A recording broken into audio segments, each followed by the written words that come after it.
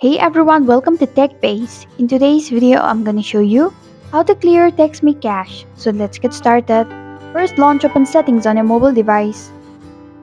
Scroll down until you find Apps option. Tap on Apps. Among all of these options, select Manage Apps option. In the search bar, type in Textme and perform your search. Tap on Textme app. At the bottom of your screen, you'll be able to find three various options. To clear Textme cache, tap on Clear Data option and then select Clear Cache option.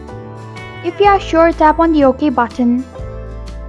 And this is how you can clear Textme cache. Thanks for watching TechBase. If you like this video, hit the like button and drop a comment with any questions or feedback. If you are new, subscribe and click the bell icon to stay updated on our future videos.